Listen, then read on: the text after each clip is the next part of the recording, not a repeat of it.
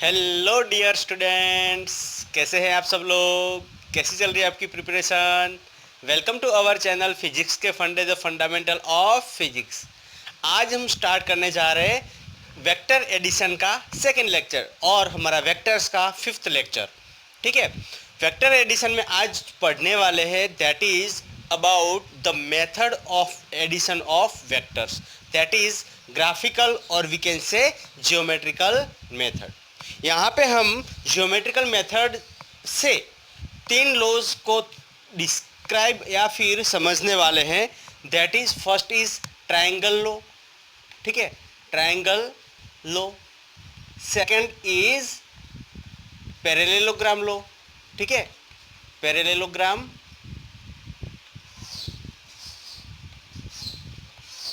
Law. And third is polygon law, ठीक है, polygon लो। Clear. जो हमारा फोर्थ लेक्चर था वेक्टर्स का, उसमें हमने ऑलरेडी एडिशन ऑफ वेक्टर्स के बारे में इंट्रोडक्शन कर दिया था, ठीक है। उसके क्वेश्चन भी कर दिया था, उसका क्वेश्चन भी कर दिया था, और उसमें हमें डायरेक्शंस कैसे निकालनी है। कोई भी वेक्टर की मतलब दो वेक्टर्स का एडिशन अगर करते हैं तो वो उसका रिजल्टेंट वेक्टर जो मिलेगा उसकी डायरेक्शंस कैसे निकालनी है, ठीक है, वो सब उसके बारे में हमने ऑलरेडी डिस्कशन कर लिया। यहाँ पे मैं आई बटन में उसका वीडियो का लिंक मैं दे दूंगा, ठीक है। वहाँ पे आप अगर नहीं देखा है तो वहाँ पे जाके पहले वो वीडियो देख लो, उसके बाद ये वीडियो देखो आप, ठीक है। चलो, तो यहाँ पे हम मेन जो बेसिक हमारी एडिशन ऑफ वेक्टर्स की बेसिक मेथड हम बोल सकते हैं या फिर मेथड्स है, तो हम दो मेथड से करते हैं। एक तो एनालिटिकल मेथड से और दूसरा मतलब ज्योमेट्रिकल मेथड या फिर ग्राफिकल मेथड से हम सॉल्व कर सकते हैं एडिशन ऑफ वेक्टर। दो वेक्टर्स को हम दो मेथड से कर सकते हैं, एक ज्योमेट्रिकल मेथड या फिर ग्राफिकल मेथड, और दूसरी जो हमारी है वो एनालिटिकल मेथड, ठीक है। एनालिटिकल मेथड के बारे में डिस्कशन करेंगे बाद में, लेकिन उसके पहले हम ज्योमेट्रिकल या फिर ग्राफिकल मेथड के बारे में डिस्कशन कर लेते हैं, ठीक है।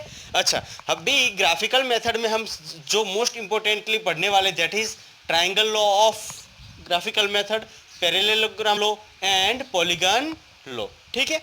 ये सब पढ़ने से पहले कुछ रूल्स है किसके, ग्राफिकल मेथड के, वो रूल्स हमें पता होने चाहिए और रूल्स के बारे में थोड़ा डिस्कशन कर लेते हैं, ठीक है।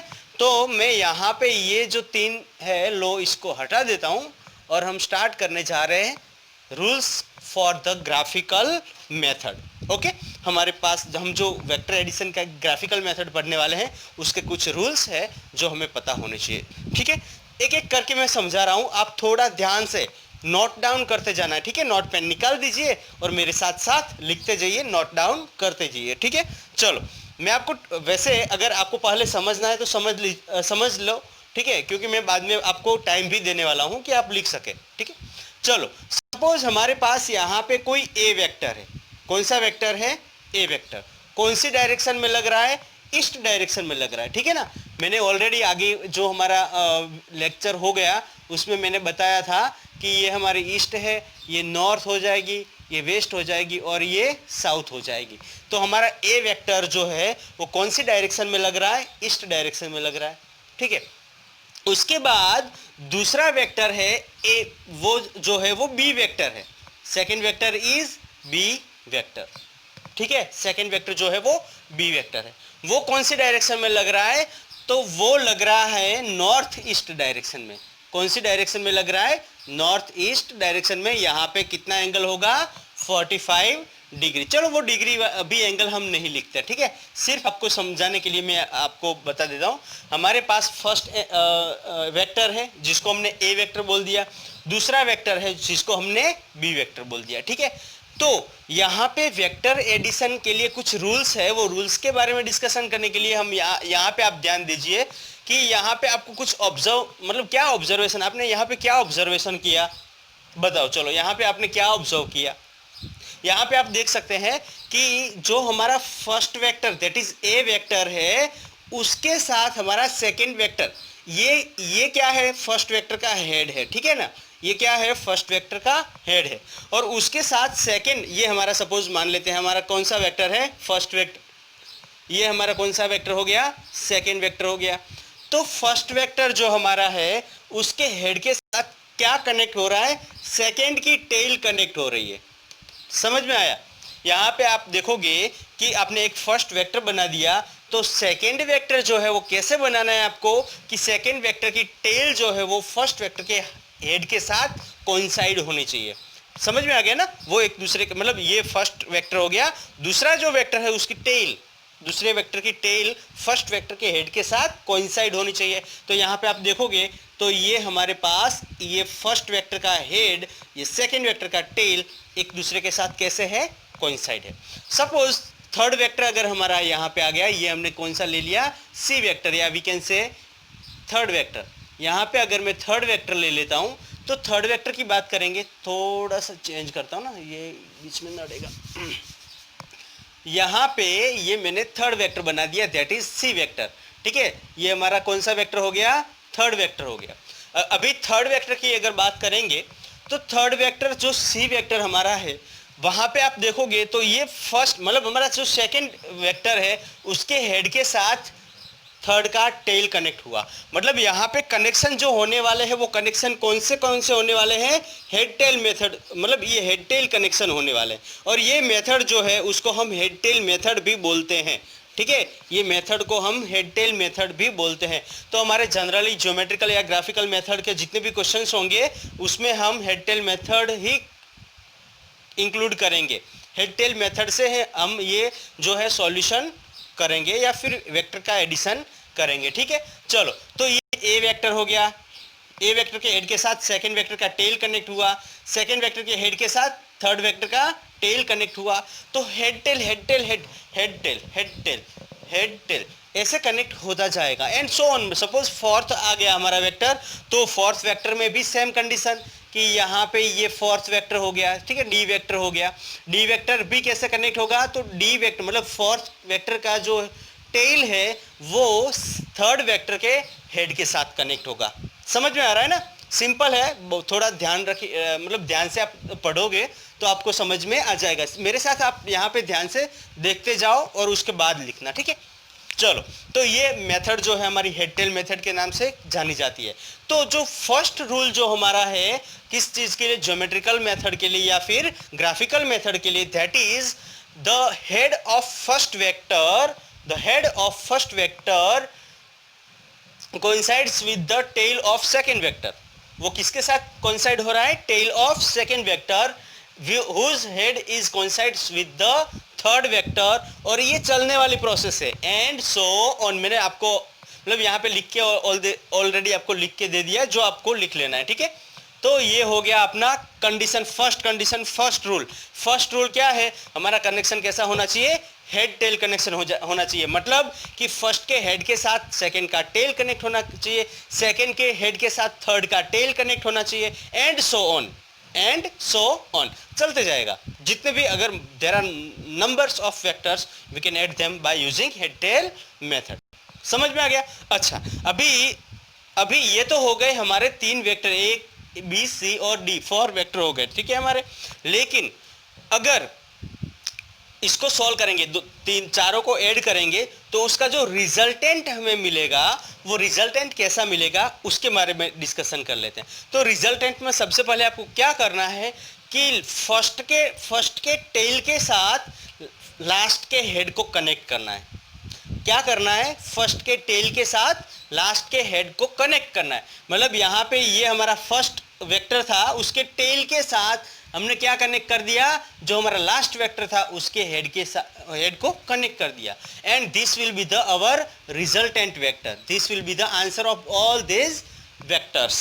समझ में आ गया? सब एडिशंस करेंगे, ए बी सी डी का एडिशन करेंगे तो ये हमारा रिजल्टेंट वेक्टर मिलेगा, जो वेक्टर एडिशन का रिजल्टेंट है हमारा। ठीक है, आंसर है। समझ में आ गया ना? अच्छा, तो ये सेकेंड रूल हमारा ये बन जाएगा कि single vector drawn from the tail of the first vector, from the tail of the first vector to the head of the last vector, head of the last vector is known as resultant vector. उसको हम क्या बोलते हैं, resultant vector बोलते हैं। और इसके अंदर जो बात ध्यान में रखनी है आपको, that is the point that you have to remember in this case is कि फर्स्ट के टेल के साथ रिजल्टेंट के टेल को कनेक्ट करना है और लास्ट के हेड के साथ रिजल्टेंट के हेड को कनेक्ट करना है। समझ में आया? चलो मैं यहां पे आपको लिखवा देता हूं कि सच दैट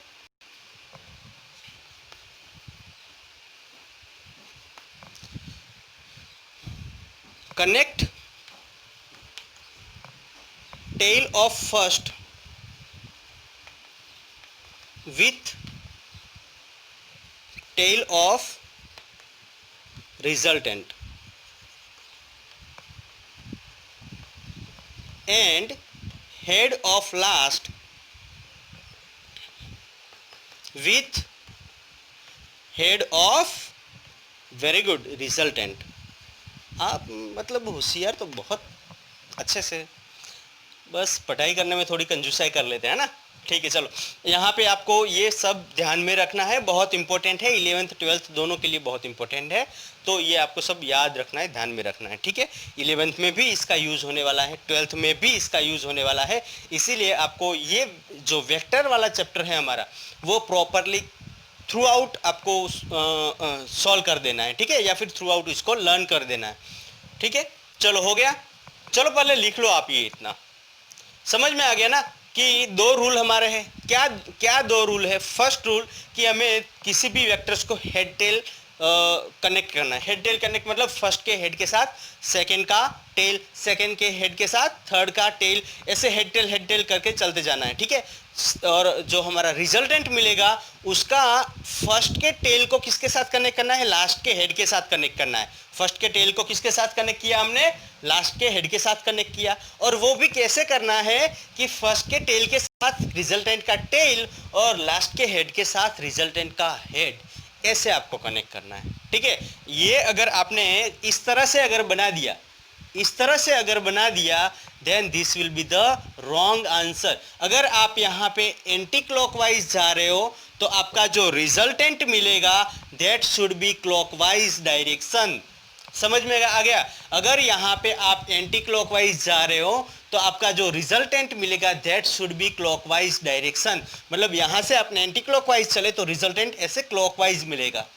ठीक है, समझ में आ गया ना? चलो लिख लो जल्दी से इतना।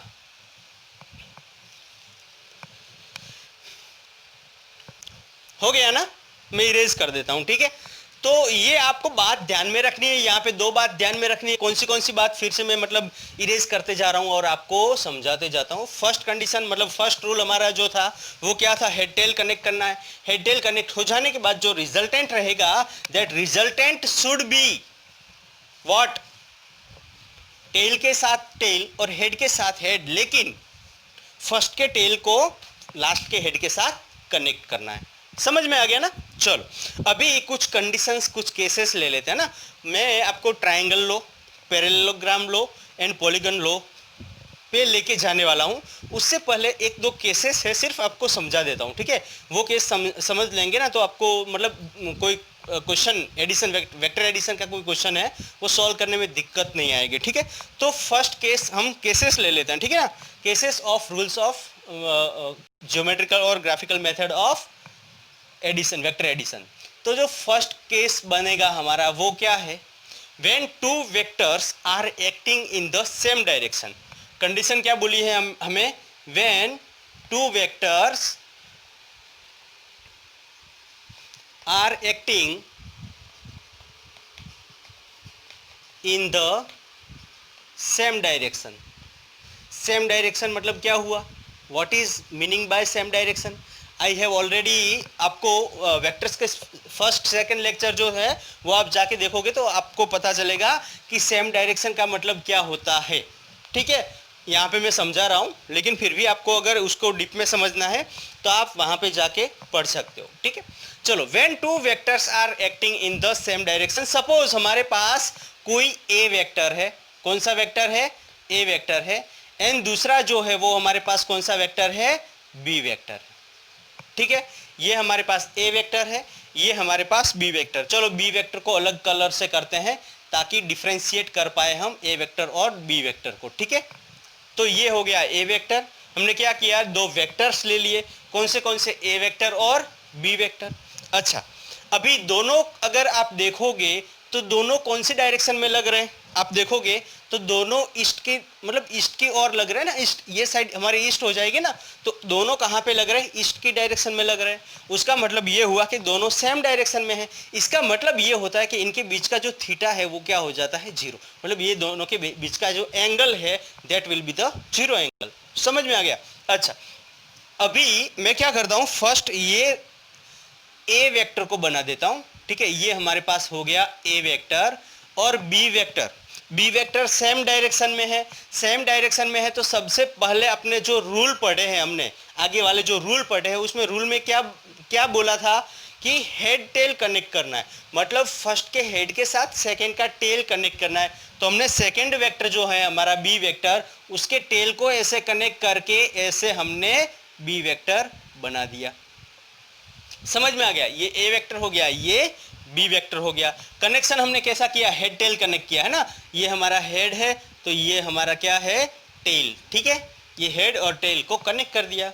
अच्छा, अभी हमारा जो रिजल्टेंट मिलेगा, दो वेक्टर्स का जो रिजल्टेंट मिलेगा, what will be the resultant of two vectors, तो उसको समझने के लिए मैं बताता हूं कि आपको क्या बताया गया था। बताओ, रिजल्टेंट के लिए क्या बताया गया था कि फर्स्ट के टेल को किसके हेड के साथ, लास्ट के हेड के साथ कनेक्ट करना है। मतलब यहाँ पे ये वाला जो टेल है वहाँ से एक वेक्टर बनाना है हमें कुछ इस तरह से, और ये जो लास्ट वाला हेड है उसके साथ कनेक्ट करना है। मैं इसके ऊपर नहीं बना रहा हूँ, मैं नीचे बना रहा हूँ। ठीक है ना, पैरेलल शिफ्टिंग करके नीचे में लेके आ गया। तो यहाँ पे मैंने ये ए वेक्टर उसको किस में ऐड किया, बी वेक्टर में ऐड किया, और उसका जो रिजल्टेंट मिला that is the R vector. ये हमें आर वेक्टर मिला। आर वेक्टर क्या बोल रहा है, देखो आप कि फर्स्ट के टेल के साथ हमने टेल कनेक्ट की और लास्ट के हेड के साथ हेड कनेक्ट कर दिया। अभी ये आप देखोगे कि दोनों ए और बी दोनों कौन से डायरेक्शन में लग रहे थे, ईस्ट की डायरेक्शन में लग रहे थे।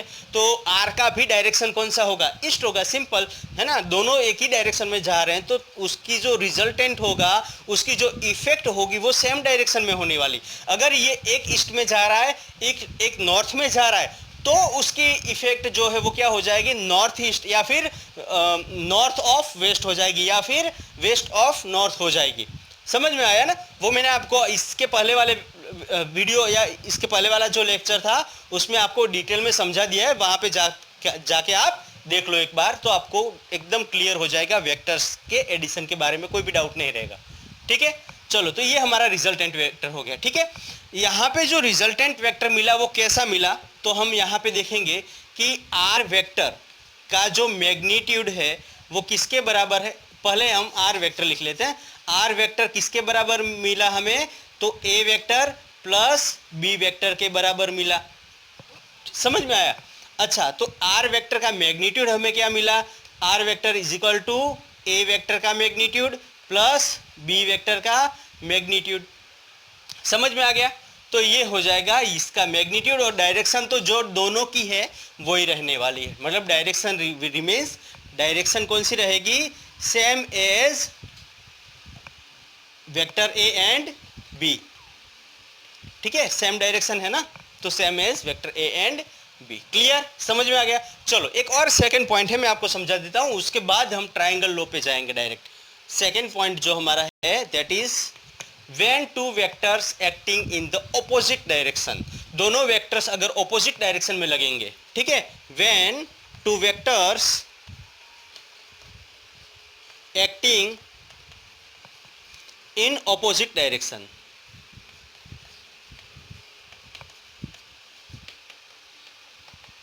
अगर दोनों opposite डायरेक्शन में लग रहे हैं तो क्या होगा, उसके बारे में हम थोड़ा सा डिस्कशन कर ले। ठीक है, चलो, हमारे पास ये ए वेक्टर है। क्या, कौन सा वेक्टर है, ए वेक्टर। दूसरा जो है हमारे पास that is B vector, that is B vector. अभी देखो, अगर आप यहाँ पे देखोगे कि यहाँ पे दोनों के बीच के एंगल कितना होगा, थीटा की वैल्यू कितनी होगी, 180 डिग्री। अगर दो वेक्टर्स के बीच में एंगल जो है वो कितना है, 180 डिग्री है, तो क्या होगा मुझे बताओ, अगर आगे के लेक्चर्स आप पढ़े हो तो आपको पता होगा कि ये अगर ए वेक्टर है, ये अगर ए वेक्टर है और बी वेक्टर, ए और बी वेक्टर का बीच में एंगल 180 डिग्री है, दैट मीन्स दोनों ऑपोजिट डायरेक्शन में है। ऑपोजिट डायरेक्शन में मतलब क्या हुआ कि ये अगर इस डायरेक्शन में लग रहा है तो बी वेक्टर जो है इस डायरेक्शन में लगेगा। दोनों में एडिशन की जगह पे क्या हो जाएगा, सब्सट्रैक्शन। लेकिन कैसे, वो मैं आपको समझाता हूँ। सपोज यहाँ पे आप हमने चलो अभी हमारा क्या रूल क्या था, रूल क्या था बताओ। फर्स्ट क्या करना है, हमें हेड टेल कनेक्शन करना है। मतलब फर्स्ट के हेड को हम सेकंड के टेल के साथ कनेक्ट करेंगे। हमने क्या किया, यहाँ पे ये वेक्टर ले लिया ए वेक्टर, और ए वेक्टर के टेल के साथ मतलब हेड के साथ हम क्या करेंगे, बी वेक्टर का टेल कनेक्ट कर देंगे। मतलब हमने यहाँ पे ये जो है सेकेंड वेक्टर ले लिया और वहाँ पे हमने टेल कनेक्शन कर दिया और कुछ इस तरह से बन गया, ये हो जाएगा बी वेक्टर। समझ में आ रहा है ना। ए वेक्टर इस डायरेक्शन में लग रहा है, बी वेक्टर जो है उसको हमने कैसे कनेक्ट किया, सिर्फ यहाँ से पैरेलल शिफ्टिंग करके उसके टेल के साथ फर्स्ट के हेड को, सेकंड के टेल के साथ फर्स्ट के हेड को, या फिर फर्स्ट के हेड के साथ सेकंड के टेल को कनेक्ट कर दिया। अभी ये कंडीशन में क्या होगा कि ये दोनों का रिजल्टेंट हमें अगर निकालना है तो रिजल्टेंट क्या था मुझे बताओ। तो resultant was that connect tail of first vector with head of last vector. समझ में आ गया।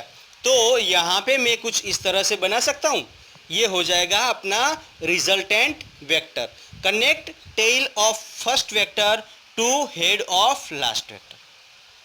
Clear, okay. तो ये अपना हो जाएगा रिजल्टेंट। और मैंने आपको ऑलरेडी बताया था आगे के लेक्चर्स में कि अगर डायरेक्शंस ऑपोजिट होगी तो जो जिसका मैग्नीट्यूड ज़्यादा है उसमें से जिसका मैग्नीट्यूड कम है उसको बाद मतलब निकाल के रखना है। मतलब यहाँ पे अगर ए वेक्टर को मैं पॉजिटिव कंसिडर कर रहा हूँ तो B vector automatic negative consider किया जाएगा। क्यों? क्योंकि इसकी डायरेक्शन ऑपोजिट है। तो यहाँ पे जो हमारा आर वेक्टर होगा that will becomes A vector minus B vector, और आर वेक्टर का जो मैग्नीट्यूड होगा that will becomes magnitude of A vector minus magnitude of B vector. This will be the addition of two vectors when acting in the opposite direction. समझ में आ गया? Okay, clear. Concept एक ही याद रखना है, हेड टेल मेथड, ठीक है। और उसका रिजल्टेंट कैसे निकालते हैं, बस ये आपको अगर याद रह गया, ये आपने अगर प्रॉपर वे में कर दिया सॉल्व, तो आपको कोई भी क्वेश्चन वेक्टर्स एडिशन का कोई भी क्वेश्चन करने में दिक्कत नहीं होगी। अभी क्या होता है कि चलो मैं ये इतना कर लो, मैं आपको क्वेश्चन करवाता हूँ। यहाँ पे जो आपको एक बात ध्यान में रखनी है, वो क्या बात ध्यान में रखनी है कि हम कौन सा टॉपिक पढ़ रहे हैं, ज्योमेट्रिकल मेथड। कौन सी मेथड हम पढ़ने जा रहे हैं? Geometrical method. अभी ज्योमेट्री, आपका कंपास बॉक्स को हम ज्योमेट्रिक टूल बॉक्स बोलते हैं, पता है ना आपको।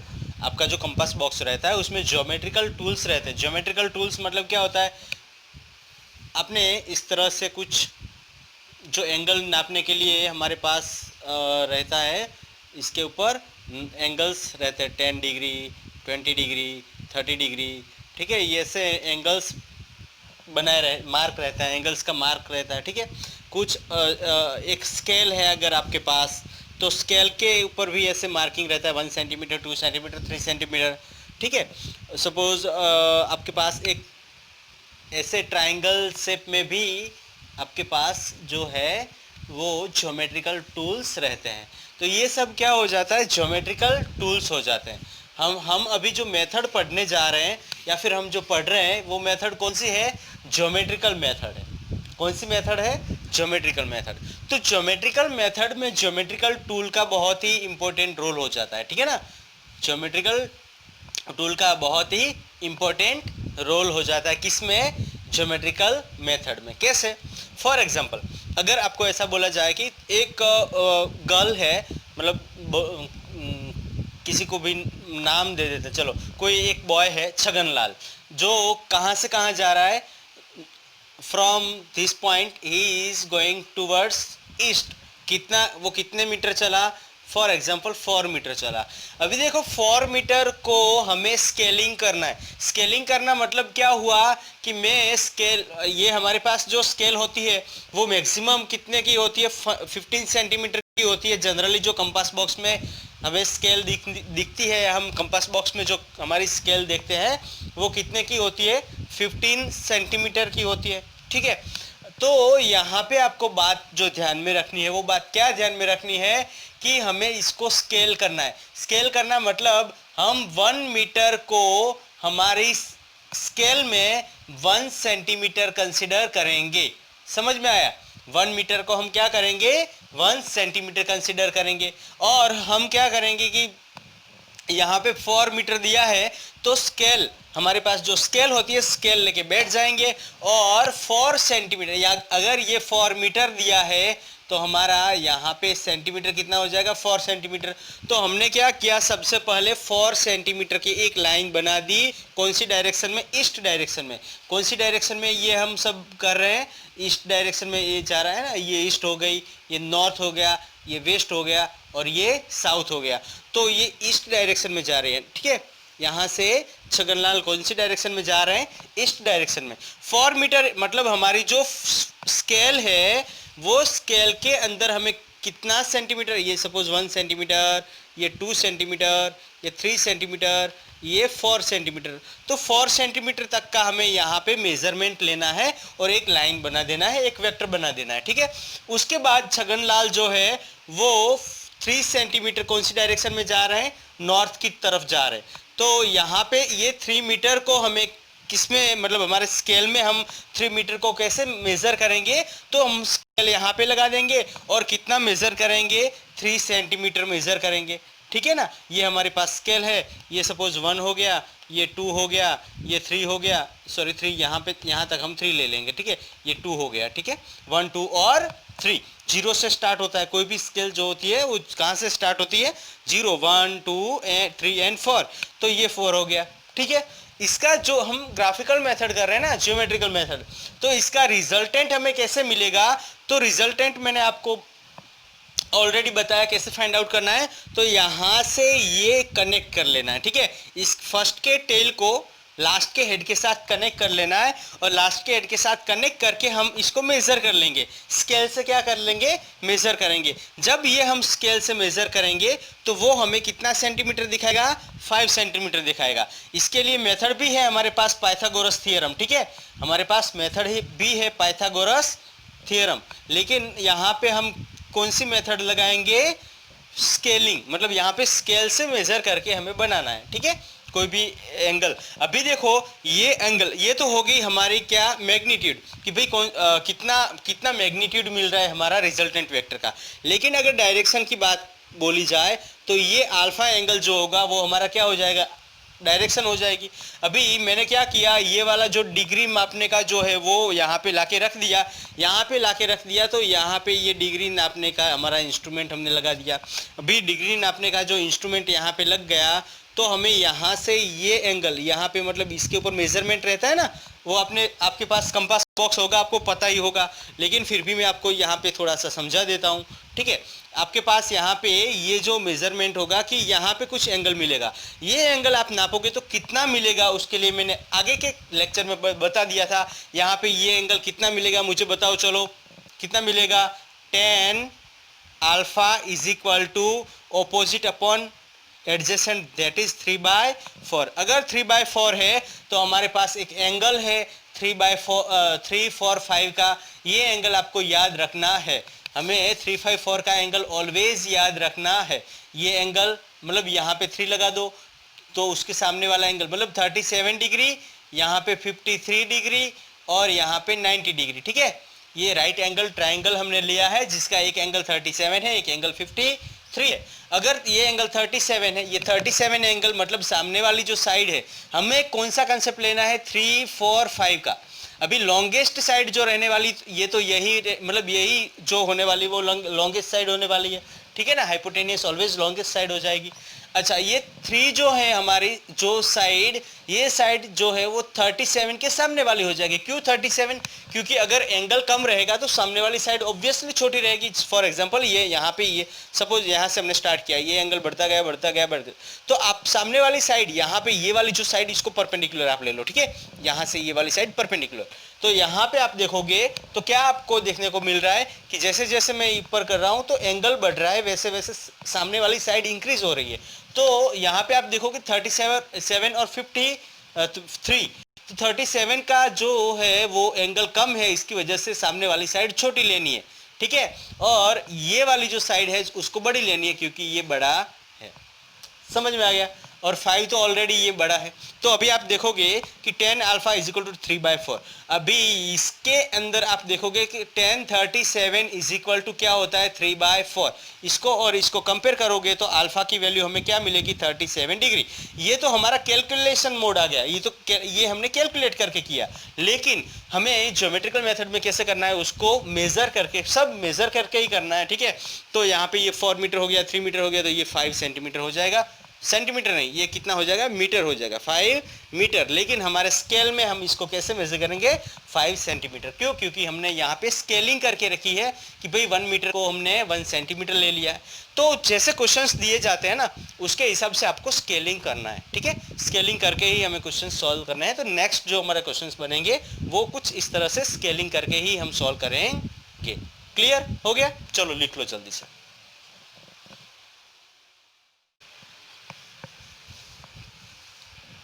चलो, सपोज एनी ऑब्जेक्ट, ठीक है, एक ऑब्जेक्ट है, वो कौन सी डायरेक्शन में मूव कर रहा है, ईस्ट में कितना 4 मीटर मूव कर रहा है, ठीक है। ये जो ऑब्जेक्ट है वो यहाँ से, मतलब कोई बॉय है, कुछ भी ले, छगनलाल है, छगनलाल जो है वो कहाँ से कहाँ जा रहे हैं, तो इनिशियल पोजीशन ये है, यहाँ से वो कौन सी डायरेक्शन में जा रहे हैं, ईस्ट की डायरेक्शन में जा रहे हैं, और कितना कितना मीटर चले हैं 4 मीटर चले हैं, ओके। उसके बाद एक मतलब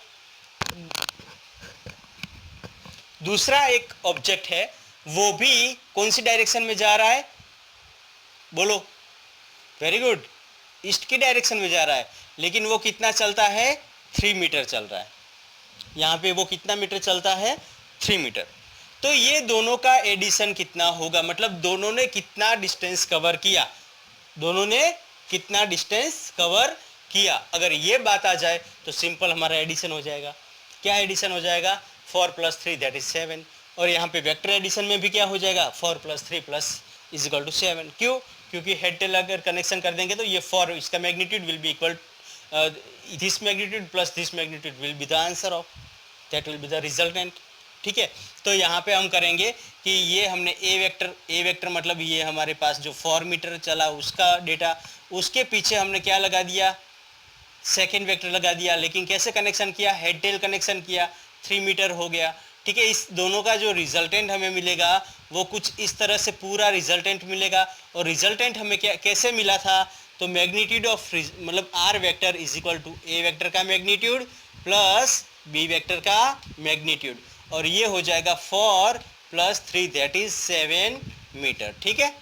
ये हो जाएगा 7 मीटर उसका रिजल्टेंट।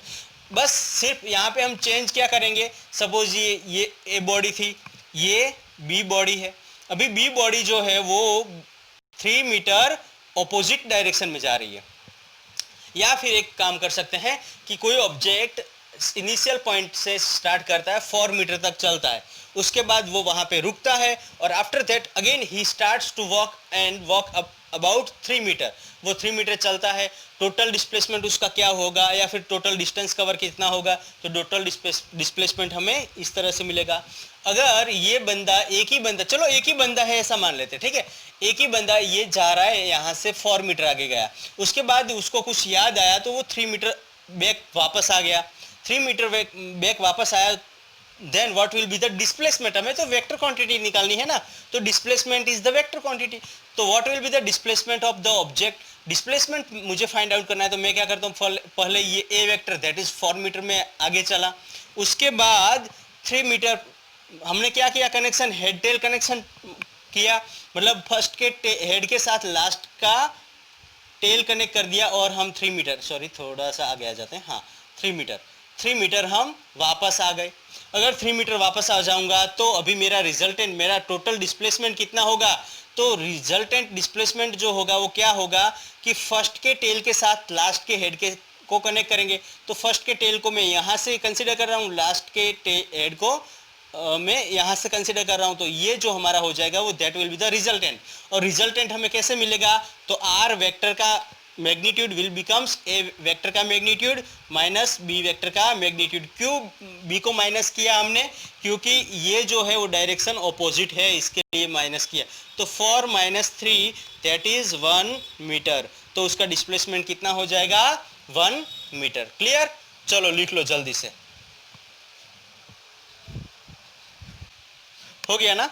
अच्छा चलो मैं एक इसके अंदर एक और मतलब थोड़ा कंसेप्ट छोटा सा है वो समझा देता हूँ, और उसके बाद नेक्स्ट लेक्चर मतलब ये वीडियो यहीं तक हम करेंगे। नेक्स्ट वीडियो जो है वो मतलब नेक्स्ट टॉपिक्स जो है ट्रायंगल लो, पैरेललोग्राम लो एंड पॉलीगन लो, जो वो नेक्स्ट लेक्चर में ले लेंगे, ठीक है, क्योंकि ऑलरेडी ये लेक्चर बाद में बड़ा हो जाएगा, ठीक है। उसको समझने में या समझाने में थोड़ा मतलब टाइम ज़्यादा चाहिए होगा, ठीक है। चलो यहाँ पे मैंने आपको बताया कि ये ए वेक्टर, ठीक है, कौन सी डायरेक्शन में लग रहा है, ईस्ट की डायरेक्शन में लग रहा है, और बी वेक्टर वो कौन सी, इसके ऑपोजिट डायरेक्शन में लग रहा है। मतलब ये जो है ये वेक्टर को अगर मैं पॉजिटिव कंसीडर करता हूँ तो उसके ऑपोजिट डायरेक्शन वाला जो वेक्टर होगा वो हमारा नेगेटिव वेक्टर हो जाएगा, ठीक है। चलो अभी यहाँ पे आपको बात जो ध्यान में रखनी है कि कंडीशंस हो जाती है कि ए वेक्टर जो है उसका मैग्नीट्यूड यहाँ पे बी वेक्टर से ज़्यादा है, इसकी वजह से हम ये ए वेक्टर बाद में बी वेक्टर को उसमें से निकाल देंगे। रिजल्टेंट जो मिलेगा वो कुछ इस तरह से ये रिजल्टेंट मिलेगा। तो ये हमारा जो फॉर्मूला था R vector is equal to A vector minus B vector, ठीक है। इसको हमने कैसे लेके आए थे, तो R vector is equal to A vector minus नहीं आएगा, यहाँ पे प्लस आएगा, माइनस बी वेक्टर। क्यों यहाँ पे माइनस बी वेक्टर, क्योंकि माइनस बी वेक्टर हम इसलिए कंसिडर करते हैं क्योंकि यहाँ पे बी जो है वो ऑपोजिट डायरेक्शन में है, that is why we will consider it as a negative sign, okay, और we can say it is negative vector. So our vector will becomes A vector, plus और माइनस क्या हो जाएगा, माइनस हो जाएगा। तो आर वेक्टर क्या हो जाएगा, ए वेक्टर माइनस बी वेक्टर। इस तरह से हम डिराइव करेंगे, ठीक है। लेकिन यहाँ पे जो रिजल्टेंट मिला उसका मैग्नीट्यूड क्या होगा, तो magnitude will becomes R vector is equal to A vector का मैग्नीट्यूड माइनस बी वेक्टर का मैग्नीट्यूड। ये कंडीशन हो गई। लेकिन कंडीशन अगर if condition changed that is A vector is less than B vector, B vector की value जो है वो ज़्यादा हो जाएगी, तो क्या होगा, यहाँ पे कंडीशन समझते हैं, ठीक है। ये हमारे पास ये ए वेक्टर था और बी वेक्टर जो है उसकी डायरेक्शन डिफरेंट है, और वो कौन सी डायरेक्शन में लग रहा है, B vector negative opposite direction में। अगर आप इसको पॉजिटिव ले रहे हो तो ये हो जाएगा नेगेटिव वेक्टर, ठीक है। और नेगेटिव वेक्टर के लिए हमारे पास फॉर्मूला क्या है, तो R vector is equal to, यहाँ पे आप देखो A vector plus of minus B vector. Condition क्या है, ए वेक्टर की वैल्यू छोटी है, तो ये आर वेक्टर जो होगा that will becomes A vector minus of B vector. Resultant जो मिलेगा that will be the negative resultant. क्यों नेगेटिव होगा, चलो इसको हम समझते हैं, ठीक है। चलो तो यहाँ से सपोज हमने स्टार्ट किया ये ए वेक्टर, ये हो गया ए वेक्टर। बी वेक्टर कौन सा कनेक्शन करेंगे, हेड टेल कनेक्शन करेंगे। हेड टेल कनेक्शन करेंगे मतलब क्या हुआ कि फर्स्ट के हेड के साथ लास्ट के टेल को कनेक्ट किया और ये कुछ बी वेक्टर बन गया, ठीक है, ये बी वेक्टर बन गया। अभी आप देखोगे कि आपने ए वेक्टर को ऑलरेडी पॉजिटिव कंसीडर किया है और बी वेक्टर को ऑलरेडी नेगेटिव कंसीडर किया है। क्यों, क्योंकि डायरेक्शन इस ऑपोजिट है, इसकी वजह से। तो हमारा जो रिजल्टेंट मिलेगा, रिजल्टेंट क्या बोलता है कि फर्स्ट के टेल के साथ लास्ट के हेड को कनेक्ट करेंगे। तो ये फर्स्ट का टेल हो गया, उसके साथ लास्ट के हेड को कनेक्ट किया। तो यहाँ पे आप देखोगे तो ये रिजल्टेंट जो हमारा वो मिला वो कैसा मिला, नेगेटिव मिला। क्यों, क्योंकि ये डायरेक्शन हमने अगर पॉजिटिव कंसीडर की है तो उसकी ऑपोजिट वाली डायरेक्शन हम नेगेटिव कंसीडर करेंगे। तो यहाँ पे जो रिजल्टेंट मिलेगा वो कैसा मिलेगा, नेगेटिव मिलेगा। तो यहाँ पे हमारा जो रिजल्टेंट मिलेगा दैट विल बिकम्स नेगेटिव, ठीक है, रिजल्टेंट विल बिकम्स नेगेटिव। लेकिन मैग्नीट्यूड जो है जो मैग्नीट्यूड है उसको तो हम पॉजिटिव ही कंसीडर करेंगे, ठीक है ना, उसमें मैग्नीट्यूड में डायरेक्शन को कंसीडर नहीं करना है, तो रिजल्टेंट यहाँ पे कैसा मिलेगा, नेगेटिव मिलेगा। समझ में आ गया ना, क्लियर। चलो तो नेक्स्ट लेक्चर में हम पढ़ने वाले हैं triangle law of vector addition, parallelogram law of vector addition and polygon law of vector addition. बहुत ही इंपॉर्टेंट टॉपिक्स है जो आपको पढ़ने ही चाहिए, और उसके कुछ क्वेश्चंस करेंगे जो नीट जेडब्ल्यू के कंसेप्ट को, आपके नीट जेडब्ल्यू के कंसेप्ट को क्लियर करने में हेल्प करेगा, ठीक है। उसके बाद ये लेक्चर के मतलब थर्ड जो हमारा लेक्चर, इसके बाद वाला जो लेक्चर होगा उसमें एनालिटिकल मेथड, यहाँ पे हम कौन सी मेथड पढ़ रहे हो यहाँ पे कौन सी मेथड है हमारी, ग्राफिकल मेथड, तो उसके बाद हम चालू करने वाले हैं एनालिटिकल मेथड, ठीक है। तब तक आप पढ़ाई करते रहिए, अपनी हेल्थ को संभालिए और अच्छे से पढ़ते रहिए, और क्या। चलो, ऑल द बेस्ट।